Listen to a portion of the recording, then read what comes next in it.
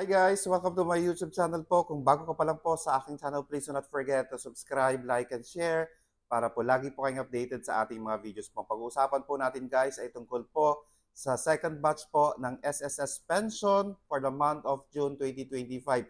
Guys, sa ating mga senior citizens po, bukas na po yan guys sa June 16, 2025 po, second batch na po ng ating SSS pension for the month of June 2025, ibibigay na po, i-release na po bukas yun guys. Okay, so abangan po natin sa ating mga ATM accounts ang ating monthly pension for the month of June 2025 po. Ulitin po natin, lahat po ng mga may birth month po ng June, kinakailangan po ninyong mag-comply sa ACOP or Annual Confirmation of Pensioner po. Dahil once na hindi po kayo nag-comply ng ACOP sa birth month po ninyo, expect po na masususpend ang inyong monthly pension.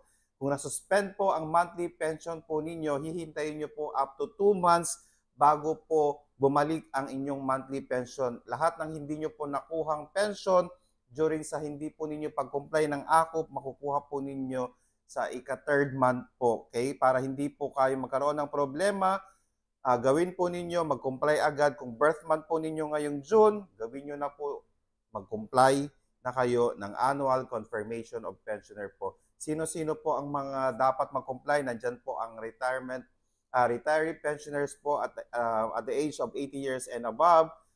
Yung mga retiree pensioner po natin residing abroad. Ayan. So, survivorship pensioner. Ayan. Pangatlo po is total disability pensioner po. At ang pang-last po natin, siyempre, ay ang dependents pensioner po. Ayan po. So, kinakailangan po natin gawin ito para hindi po magkaroon ng problema ang ating mga pension. Sana po nakatulong po ako. Bye-bye!